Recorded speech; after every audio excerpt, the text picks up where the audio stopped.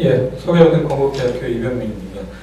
그 자리가 이렇게 촬영도 하고 이러니까 조금 좀 떨리네요. 제가 강의도 많이 하고 그랬는데 그 카메라가 보고 있어서 근데 그리고 그 금요일이고 늦은 시간이고 그래서 그래도 좀 지치시긴 할 텐데 그래도 최대한으로 좀 재미있게 한번 진행을 해보도록 그렇게 하겠습니다. 시간을 저희가 강의하는 것보다 더 토론자도 계시고 같이 나누는 시간이 굉장히 좋을 것 같아요. 그래서 저희가 다음 주면은 이제 마지막이 되니까 지금까지 진행되어 왔던 것들 내지는 주목되는 것들은 최대한으로 조금 빼고 진행을 하겠습니다. 잘 아시는 대로 이제 KDI나 이제 정부 정책에서 얘기를 할 때 이제 경제 성장률이 떨어진다라는 부분은 너무 이제 잘 알고 계시겠죠. 그러니까 뉴 노멀이나 저성장 시대가 됩니다. 근데 이제 이 부분은 이제 뒤집어 얘기하면 오늘은 사회문화 쪽에 조금 집중해서 말씀드리면 국가 경쟁력을 어떻게 제고할 건가에 대해서 다른 이제 대안을 찾아야 되는 그런 시기가 되었습니다. 그 얘기는 창의성이라든지 문화적인 역량이라든지 그리고 삶의 질이라든지 이런 부분들이 굉장히 중요해졌다는 얘기죠. 그러니까 위기가 이제 기회가 되었다라고 이제 보실 수도 있을 것 같습니다. 실제로 보게 되면 잘 아시는 대로 그 70년도부터 KDI 분석 자료에 따르면 저 빨간 표시 되어 있는 부분이 저희가 IMF라든지 좀 어려움을 겪었던 시기들이 있었죠. 그래서 이런 부분들에 대해서 평균적으로 볼 때 저 까만 막대가 이제 평균적으로 이제 성장률이 이제 어떤 트렌드에 따라서 내려가는 것들을 볼 수가 있는데 최근에는 이제 중국뿐만 아니라 다른 국가에서도 이제 저성장을 경험하고 있습니다. 그래서 한국적인 상황만 예외는 아니라는 거죠. 그래서 그런 시대 때는 이제 지금까지의 산업을 이끌었던 다양한 제조업 중심이나 아니면 기간 산업들에 대한 비중이 바뀌거나 산업 트렌드를 우리가 새롭게 이해해야 되는 그런 측면들이 있습니다. 잘 아시는 대로 기술적인 것보다 문화적인 것들, 사회적인 영향력들이 굉장히 큽니다. 그래서 최근에 이제 많은 통계나 이런 부분들을 보면 4차 산업혁명이라는 기술을 훨씬 더 강조하고 있지만 오히려 그 반면에 이슈로 더 많이 나오는 것들이 국제적인 갈등이나 테러, 지진, 이런 것들이 이제 많이 나오잖아요. 그 얘기는 이제 불안정성이 굉장히 이제 고조되고 있다는 그런 얘기가 됩니다. 그러니까 기술이 이제 발전하면 발전할수록 우리가 갖고 있는 미래에 대한 불안정성은 더 커진다는 얘기죠. 그리고 그런 부분들은 이제 사회적으로 이제 어떻게 공감대를 형성하고 그에 대한 것들을 찾아나가는 이제 트렌드가 바뀌어가는 얘기를 할 수 있겠습니다. 그래서 밑에 보시게 되면 그런 기술이 발전하면 발전할수록 삶의 질을 중시하는 라이프 스타일이 훨씬 더 중요하게 이제 인식되는 시대가 됩니다. 그래서 사실은 아이러니컬하지만 경제가 발전하고 기술이 발전하면 발전할수록 그 선진국에서도 마찬가지지만 많은 연구 결과들을 보게 되면 이 부의 재평등, 그 불균형이 더 심화되고 부의 이제 격차가 더 심화되는 현상들이 많이 나타나고 있습니다. 그래서 이런 부분들을 어떻게 인식할 거냐라는 부분들이 되어 있는 거죠. 그래서 초연결 사회가 되고 그 산업 생태계가 이제 변하면 변할수록 그와 더불어서 이제 사회문화적인 이게 다양성들이 이제 나타나고 그런 부분들을 이제 함께 고려해야 되는 그런 시대가 되었다고 이제 볼 수 있습니다. 실제로 그 메가 트렌드에서 보게 되면은 인구나 기술, 환경, 세계, 정치, 문화를 이제 보셨을 때 키워드들을 보게 되면은 특히 여가, 실버, 신산업 이런 얘기들이 많이 나옵니다. 그러니까 4차 산업혁명 이렇게 얘기를 하지만 그 반면에 제일 많이 대두되는 것들은 이제 그 100세 시대가 되면서 연금이라든지 아니면은 우리가 그 파워 시니어들이 이제 나이가 많으신 분들이 어떻게 사회에서 역할을 할 건가라는 문제들 또는 이제 여성 인력들이 사회 진출이 많아지게 되면서 그런 부분들을 이제 그 국가 경쟁력으로 어떻게 바꾸거나 아니면 역할을 담당할 건지 하는 문제들 그리고 또한 이제 인구가 줄어들게 되면서 인구 증가율이 이제 감소하게 되면서 키즈들, 그러니까 후속 세대들을 어떻게 이 사회에다 편입시킬 건가 하는 문제들도 같이 고려를 하고 있습니다. 물론 그게 일자리하고도 굉장히 중요한 관련이 되겠죠. 그리고 그런 부분들은 바로 새로운 인재 양성이라는 이제 코드하고도 연결이 됩니다. 그 얘기는 이제 시대가 바뀌고 사람들이 갖고 있는 예전에 생각했던 새로운 인재상하고는 좀 다른 인재상들이 나타난다는 거죠. 그래서 잘 아시는 것처럼 개미와 배짱이 얘기는 다 아시죠? 반응들이 개미와 배짱이는 그 산업시대에는 열심히 일하고 그 다음에 개미처럼 일하면은 결국엔 성공한다는 신호였지만 최근에는 배짱이처럼 놀 때 놀고 그리고 일할 때 적당히 효율성을 가지고 일하는 사람들이 이제 승리한다는 그런 얘기입니다. 실제로 보게 되면 엔터테인먼트 산업 같은 경우에 저작권이라든지 이런 부분들에서 평균 소득이 일반 월급자들보다 10배 내지 20배가 넘는 이제 가수나 작곡가들도 나타나고 물론 이제 그게 보편화되려면 아직 많은 시간이 걸리겠지만 그러니까 결국 지적재산권을 토대로 해서 그 잘 놀 줄 아는 배짱이들이 이렇게 새롭게 인식되는 그런 시대가 됐다는 거죠. 그래서 그런 인재들이 나타나고 있기도 하고요. 그리고 정치 문화적으로는 소프트 파워라고 하는 부분들 그리고 실제로 다문화 내지는 외국인 그리고 글로벌 이런 키워드들이 많이 나타나면서 굉장히 복잡 가난한 그런 시대가 이제 도래하게 되었습니다. 자, 이런 부분들을 우리가 어떻게 인식을 할 거냐라는 부분입니다. 실제로 마케팅을 하거나 경영학에서는 물건을 잘 만들면은 팔고 그런 부분들이 이제 소비자들에게 어필하던 시대에서 결국은 영혼을 팔아야 된다. 그러니까 영혼을 파는 게 아니죠. 영혼이 담긴 물건을 팔아야 된다라고 얘기를 합니다. 그래서 실제로 그 이번 주 오늘부터 예약 판매 옆에서도 하고 있는 것 같은데 애플이나 특정 회사 얘기해도 되겠죠? 애플이나 이런 데 보게 되면 가장 큰 키워드가 애플은 더 이상 이제 뭔가 제품을 만들어내는 기업이 아니라 콘텐츠 기업이라고 아예 천명을 했습니다. 그러니까 이 최근에 이제 애플 신제품들이나 갤럭시도 마찬가지만 나오면서 결국은 이제 소비자들하고 얼마나 잘 연동할 수 있느냐의 소프트 파워를 굉장히 강조하고 있거든요. 자, 이런 부분들이 사실은 가치가 주도되는 것. 그러니까 예전에는 제품을 잘 만들면은 사람들이 사주는 제품 주도 시장이었다면은 그러면 이건 유명한 이제 필립 코틀러라고 하는 경영학자가 얘기하는 거지만 소비자들이 뭘 원하는가라는 부분들을 만들었던 그 시대가 됐다면은 최근에 아니면은 더 나아가서는 그 사람들이 원하는 소니 회장님도 얘기하셨지만 그 사람들이 원하는 걸 미리 예측해서 만들어주거나 그 사람들의 영혼을 울리는 제품을 만들어야 된다는 거죠. 그건 가치에 대한 문제이기도 하고 기능과 감성과 영성에 대한 문제이기도 합니다. 그래서 실제로 그 데이비드 모셔너라고 하는 학자가 얘기를 했는데 70년대부터 하나의 메가 트렌드가 이렇게 변화해가는 현상을 보게 되면 기술의 변화함과 동시에 문화적인 특성들이 어떻게 연동되는가 하는 부분들을 잘 보여주고 있습니다. 거기에 따라서 한번 그 기억나는 대기업들이나 대표 기업들을 매칭을 해보시게 되면 그 현상들이 어떻게 변화해왔는가를 보실 수가 있습니다. 그러니까 70년대에 굉장히 시스템이 많고 그러니까 대규모 생산이 이루어지던 시대는 IBM이라든지 그 당시에 대규모 컴퓨터들이 이제 방 한가득 차지했던 시대들을 연상하실 수가 있죠. 그런 시대 때에는 이따가 그 부분들이 이제 개인화되게 되면서 아까 마켓 2.0 시대에도 나왔지만 소비자들의 욕구가 늘어나면서는 퍼스널 컴퓨터들이 나타나기 시작했습니다. 그때 나타난 기업이 역시 애플이었죠. 애플이었지만 그때는 이제 하드웨어를 중심으로 그런 부분들이 만들어졌습니다. 그런데 사람들의 이제 기호가 늘어나면서 어떻게 됐냐면은 그 퍼스널 컴퓨터가 개인화되었지만 연결을 하고 싶다라는 욕구들이 이제 늘어나기 시작했습니다.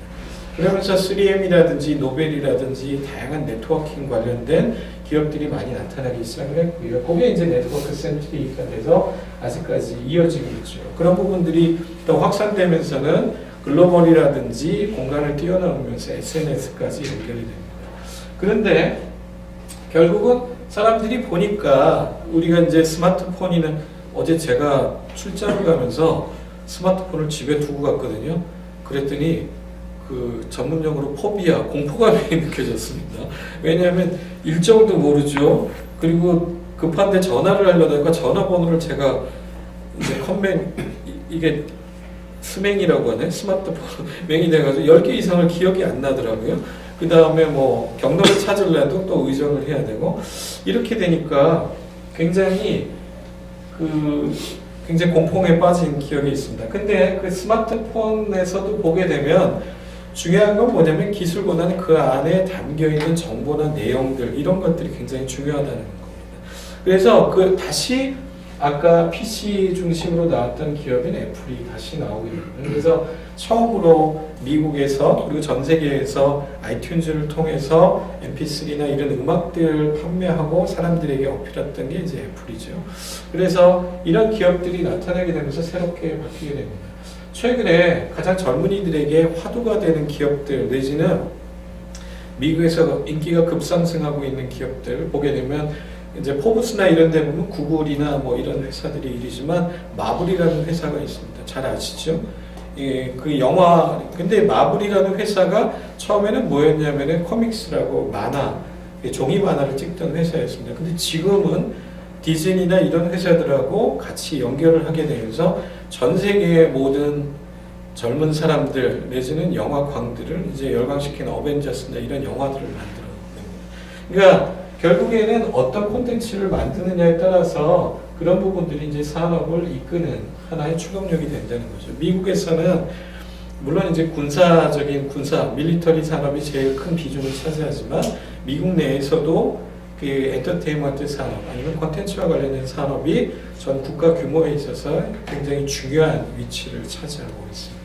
자, 이런 부분들을 우리가 볼 수가 있겠죠. 그리고 이런 부분들은 실제로 4차 산업혁명이라는 것이 이제 등장하게 되면서 물론 여기에 대해서는 논란도 굉장히 많기는 하지만 미래 전망에 대해서 얘기를 하고 있습니다. 그래서 다보스 포럼에서 처음으로 얘기를 했지만 아까 말씀드렸던 이제 사회문화적인 현상들하고 이제 연동되면서 기술이 그런 부분들하고 어떻게 시너지를 낼 수 있을 거냐라는 부분들을 같이 얘기하고 있습니다.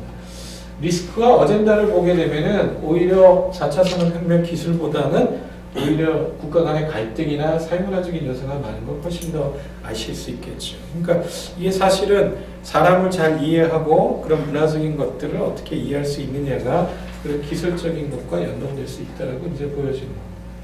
실제로 4차 산업혁명은 앞에서 다른 주차에서 많이 얘기들을 하셨기 때문에 1차, 2차, 3차를 보게 되면은 제일 많이 나오는 것들은 IoT 내지는 CPS라는 얘기들이 많이 나옵니다. 그래서 다시 간단하게 말씀드리자면은 저희가 사이버 물리 시스템이라고 하는데요. 사이버 피지컬 시스템. 그러니까 결국에는 우리가 갖고 있는 사회문화적인 환경과 기술로 연동되는 그런 환경들을 어떻게 잘 연결할 거냐라는 문제가 훨씬 더 크다는 것이죠. 그래서 이런 부분들은 제가 뒤에다 이제 숨겨져 있는데 그거는 앞에 나온 내용과 비슷한 얘기이기 때문에 생략을 하게 되면요.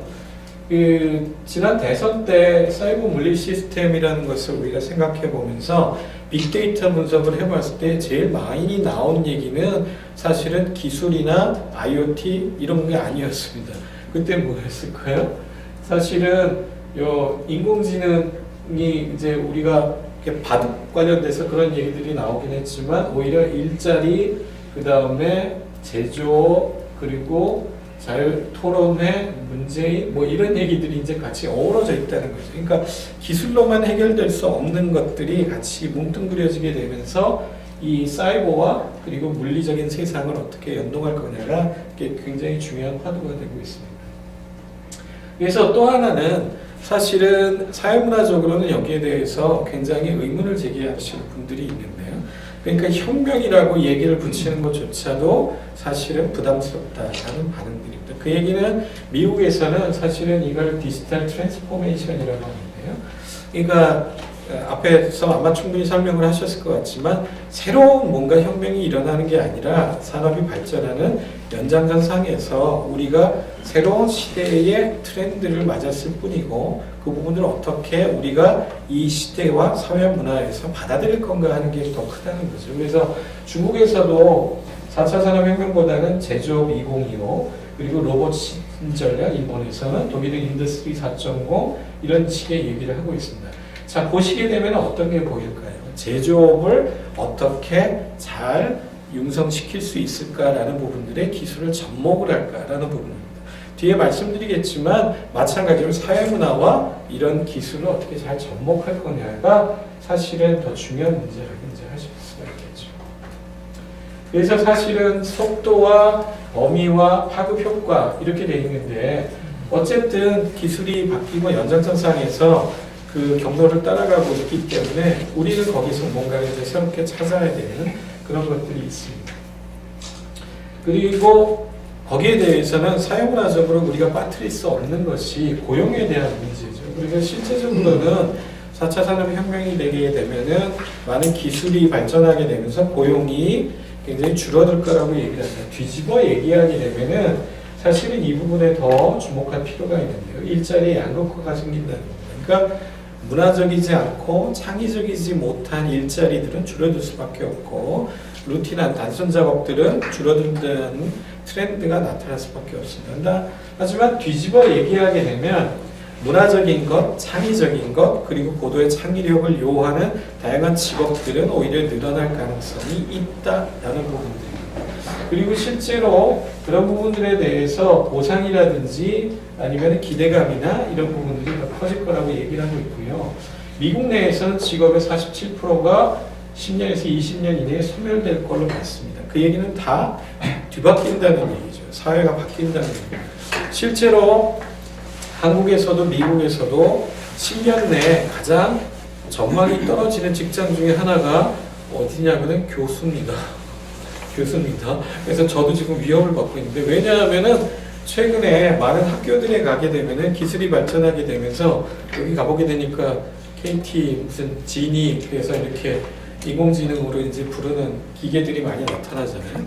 그래서 그렇게 되면서 미국에서는 숙제를 내게 되면은 다 지니가 대신해 주거나 우리나라도 네이버에 지식인에 물어보거나 이렇게 되니까 교수들이 할 역할이 별로 없는 겁니다. 그러니까 일반적인 지식을 전파해서는 살아남기가 힘들다. 그래서 우리는 맥락 지식이라고 하는데요. 그러니까 그 사회나 문화에 따라서 뭔가 정말로 설명해 줄 수 있는 그런 맥락에 관련된 지식을 설명하는 전문가들이 살아남을 거다라고 얘기합니다. 자, 그래서 실제로 그러면 어떻게 살아남을 건가라는 부분들은 사회문화적으로 보게 되면 기술이 아니고요. 스킬이라고 하는데요.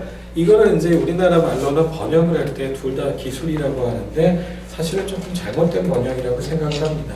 테크놀로지가 기술이라고 하면은 스킬은 숙련도 내지는 창의력 이런 걸로 이제 번역을 하는 게 더 맞겠죠.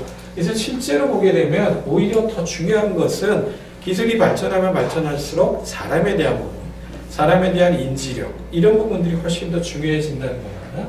그래서 그 2015년에서 2020년까지도 이제 비교를 해보게 되면 오히려 더 드러날 것들은 창의적인 문제 해결들 그리고 비판적인 생각, 사고력 그리고 사람에 대한 인적 자원 관리 그리고 다른 사람들과 협력하는 것 그리고 우리가 IQ라고 하지만 IQ가 좀 그 대척점에 있는 이모셔널 인텔리전스, 감정 지수 뭐 이런 부분들, 서비스, 니고시에이션, 협상 이런 부분들이 훨씬 더 중요하게 인식이 된다는 겁니다. 그러니까 cognitive flexibility, 그러니까 인식적으로 얼마나 유연성을 가지고 사람들과 잘 협력을 할 수 있느냐라는 부분들이 훨씬 더 중요하게 인식이 된다는 거죠. 그래서 아까 말씀드린 대로 기술보다는 스킬이 4차 산업혁명 시대가 되면은 사회문화적으로 훨씬 더 중요하게 됩니다. 그래서 문화 콘텐츠 산업에서 제가 쓴 논문에서 일부 인용을 하게 되면 문화 콘텐츠는 프로젝트 단위로 일들이 많이 이루어지고 있고요. 그리고 질적인 게 굉장히 중요하게 됩니다. 그리고 때에 따라서는 의사결정 같은 것들이 유연적으로 일어나야 되고 그리고 창의성이나 융합성을 보입니다. 그래서 기술도 알아야 되지만 사회도 알아야 되고 문화도 알아야 되고 여러 가지 역사도 알아야 되고 이런 부분들이 있다는 거죠. 그래서 그걸 맥락이라고 하는데 그런 맥락적 우수성을 갖는 그런 사람들이 이제 필요로 한다 이런 얘기입니다. 실제로 그 세계 이코노믹 포럼에서 엔터테인먼트나 문화 콘텐츠와 관련된 인력에 대한 이제 전망을 봤을 때 뭘 얘기를 했냐면은 보상은 창의력이 오히려 그 실질적으로 다른 전 세계적으로 제조업이나 일반 서비스업보다 경제 성장률이나 이제 그 임금 비율이나 이런 부분들이 굉장히 올라가는 현상들이 있습니다. 그래서 컴펜세이션이라고 하는데 보상이 굉장히 더 높아질 것이다 하는 게 있고요. 물론 이제 아까 말씀드렸던 것처럼 프로젝트 단위로 있기 때문에 그 계약 단위가 이렇게 정규직으로 지금 이렇게 어디 회사에 들어가서 하는 게 아니라 일감이 있으면 그 프로젝트 단위로 이루어집니다. 그러니까 고용 안정성은 좀 떨어지는 경향들이 있습니다. 그래서 이런 부분을 어떻게 하느냐. 뒤집어 얘기하면 재택근무가 가능하다는 얘기도 되거든요. 그러니까 워크 라이프 밸런스라 그러는데 일과 삶에 있어서의 균형, 문화와 여가가 중요되는 그런 시대가 되는 겁니다. 그리고 더 중요하게 인식되는 것은 모바일 환경이 더 늘어날 거다. 그리고 빅데이터를 활용하는 비중이 늘어날 거다. 뒷부분에 설명을 드리겠습니다만 그런 유연성들이 늘어날 거다라고 이제 얘기를 하고 있습니다. 그래서 실제로 이 다양하게 보면 스킬에 대한 부분들 그런 부분들이 있을 때 굉장히 중요한 의미가 있는 걸로 이제 나타나고 있습니다. 예, 컨텐츠는 그 저희가 법상으로 보게 되면은 미디어나 메시지 뭐 이런 부분들을 많이 얘기를 하고 있고요. 장르적으로는 애니메이션이나 캐릭터, 만화, 공연 뭐 이런 부분들을 많이 말씀을 합니다. 이건 법에 나와 있는 것이고요. 그리고 그 실제로 보게 되면 규모가 굉장히 큽니다. 이게 작을 거라고 생각을 하시는데요. 우리나라만 하더라도 작년 기준으로 봤을 때 매출액이 100조 원이 훨씬 넘었습니다. 이따가 센터장님 나와서 말씀을 하겠습니다만 콘텐츠 진흥원 같은 데서 1년에 이제 예산 지원하는 금액도 굉장히 크고요. 수출도 많고 종사자도 60만 명이 넘습니다. 그리고 이런 부분들은 굉장히 증가하는 추세가 되고 있고요. 실제로 보게 되면 우리가 신문 방송이나 이런 미디어가 늘어나게 되면서 예전에는 신문이나 라디오, 전화기였지만 최근에 인터넷 융합 미디어가 되면서 그 안에 얹혀지는 다양한 내용물들, 서비스나 정보 이런 부분들이 사실은 콘텐츠라고 볼 수가 있겠죠. 그래서 이런 부분들이 사실은 통합되면서 공진화라고 하는데요. 미디어가 발전하면 같이 공진화하는 현상들을 나타냅니다. 그래서 최근에 이제 많은 그 블로그나 이런 데 보게 되면 예전에는 문화라 그렇게 되면 영화라든지 뭐 이게 관광, 축제 이런 정보가 많았는데요. 이게 생활 문화가 되면서 최근에 어떤 정보가 많냐면은 육아라든지 건강이라든지 뭐 이런 부분들이 굉장히 많이 나타납니다. 그리고 그 최근 정부 조사에 따르면은 60대 넘는 이제 어르신들이 인터넷이나 이제 스마트폰을 쓸 때 제일 많이 활용하는 정보가 일기예보나 이런 생활 문화와 관련된 정보들이라고 많이 얘기들 하시더라고요. 길찾기나 버스나 이런 부분들 이렇게 됩니다. 그래서 한류의 경우에도 보게 되면은 어떤 문화가 갖고 있는 맥락을 지역의 단위에서 세계에 전파했을 때 이런 부분들을 어떻게 소통할 수 있느냐라는 그런 교류의 문제로 인식을 합니다. 실제로 보게 되면 들어보셨는지 모르겠는데 남미에 가게 되면은 한류가 굉장히 인기가 있고 그러면서 뭐가 많이 팔리냐면 그 메론맛 나는 이렇게 사각형 아이스크림 있죠. 잘 아시죠? 다 드셔보셨을 텐데 예, 그런 부분들이 굉장히 많이 팔린다고 합니다. 근데 그 아이스크림이 팔리는 이유 중에 하나가 우리나라의 남성 아이돌 그룹이 광고를 하면서 그런 부분들이 이제 굉장히 많이 어필을 했다라고 하고 있거든요. 그러니까 사람들이 최근에 보면은 뭐 어서와 한국은 처음이지 이런 그 예능 프로나 이런 데 보면 한국 문화를 소개하면서 예능이나 그리고 뭐 한류나 이런 것들과 연계하는 코드들이 많이 나타나고 있습니다. 그 해외 국가들에서는 이런 식으로 많이 얘기를 하고 있고요. 이거는 뭐 그 기본적인 거니까 보시면 되는데 특징은 뭐냐면은 저작권 내지는 사용을 하는 맥락이 있느냐 그리고 뭐 프랑스처럼 문화적인 역사가 있느냐 이런 부분들을 굉장히 중요하게 생각을 하고요. 영국에서는 이제 일자리라든지 이런 부분들을 굉장히 중요하게 생각하면서 창조 산업의 근간이 됐던 그런 기록들이 있습니다.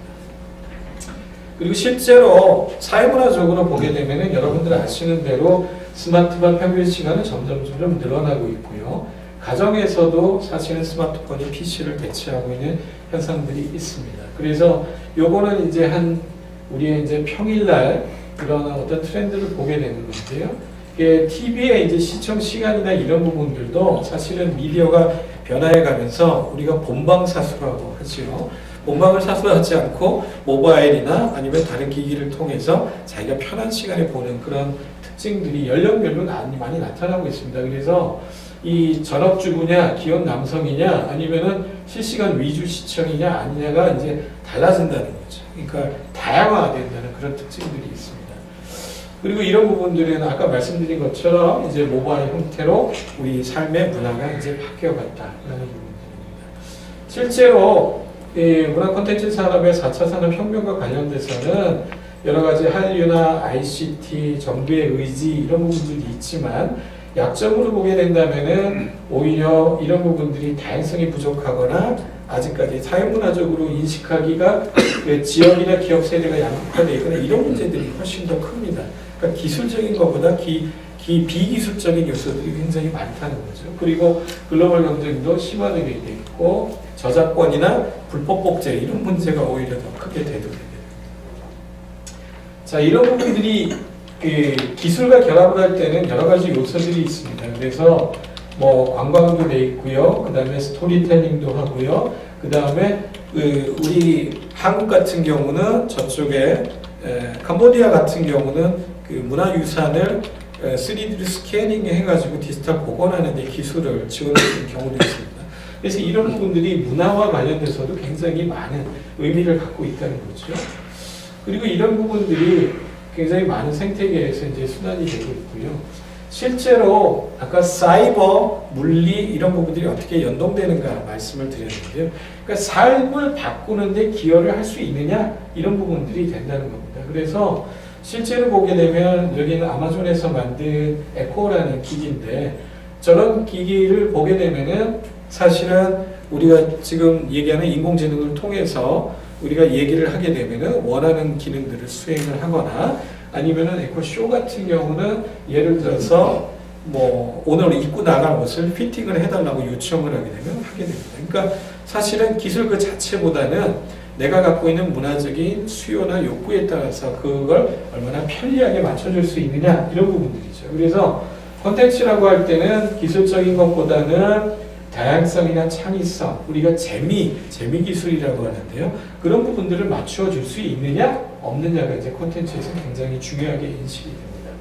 근데 아까 말씀드렸던 것처럼 이게 자꾸 늘어나니까 미국에서 문제가 되는 게 숙제를 제가 대신하니까 문제가 된다고 말씀을 드렸죠.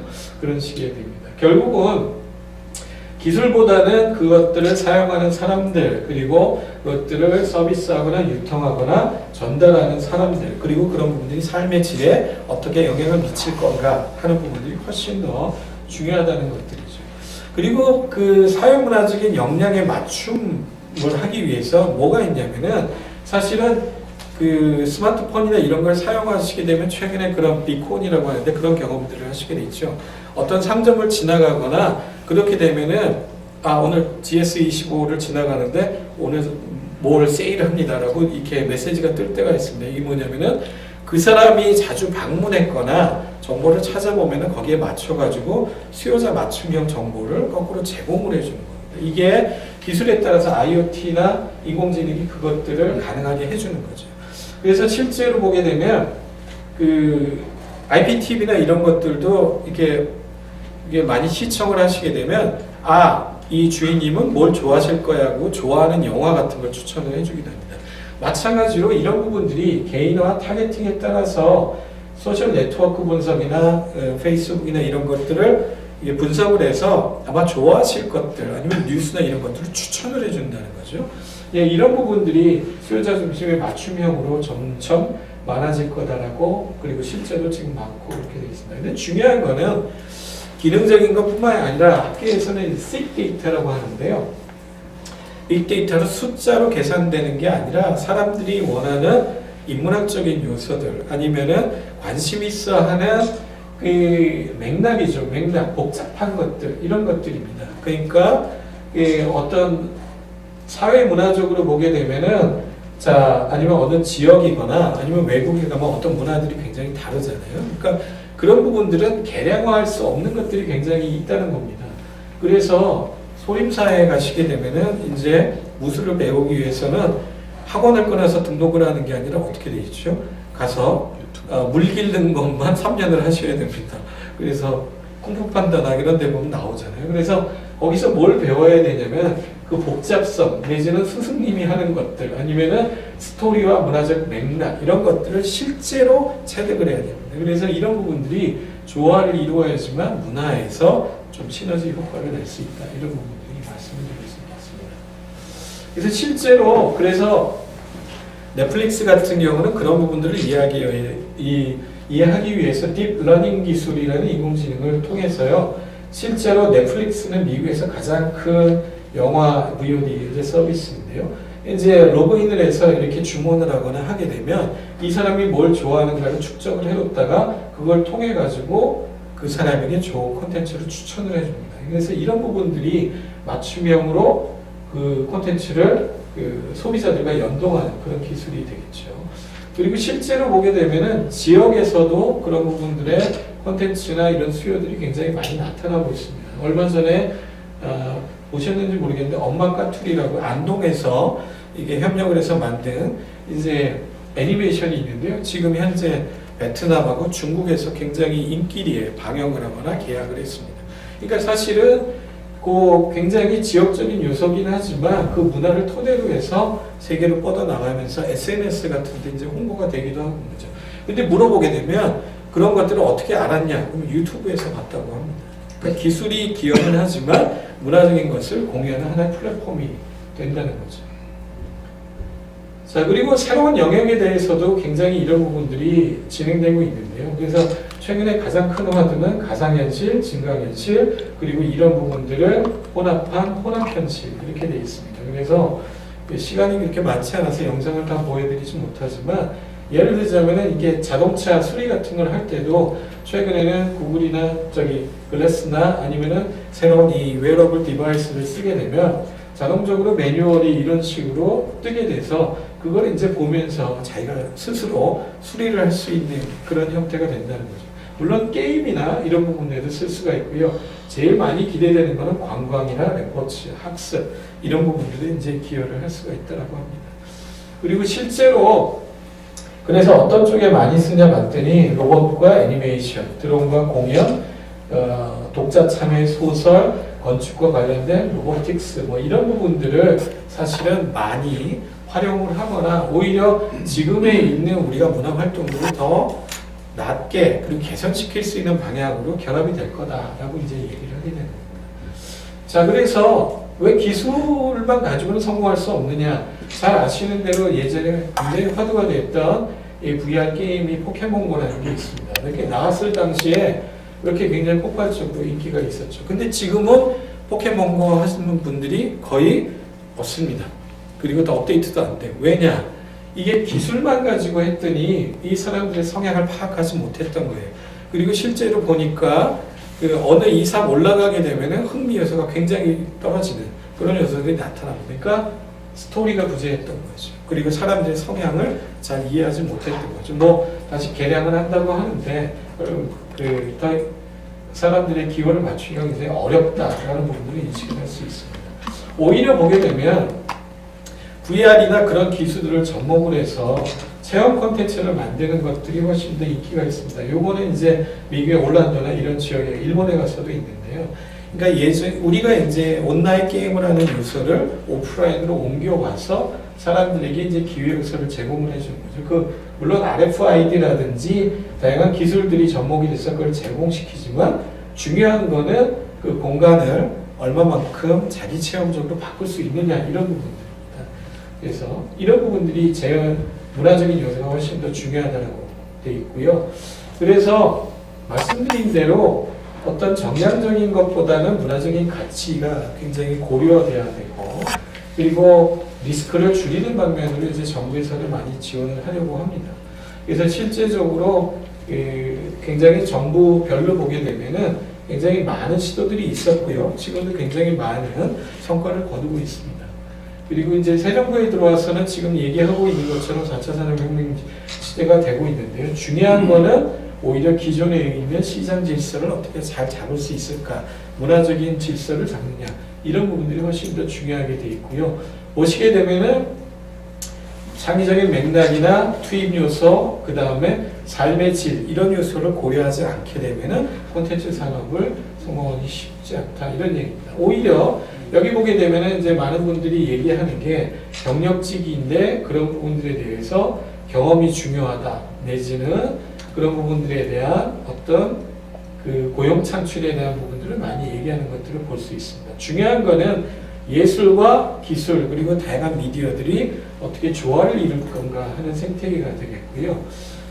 결론적으로 이제 말씀을 드리자면은 이런 부분들이 경제적 가치보다는 문화적인 것, 기술적인 것보다는 융합적인 것, 그리고 저작권이나 문화에 대한 것들이 이제 지원이 돼야지만 4차 산업혁명 시대가 오더라도 성공을 거둘 수 있을 것이다, 이런 얘기가 됩니다.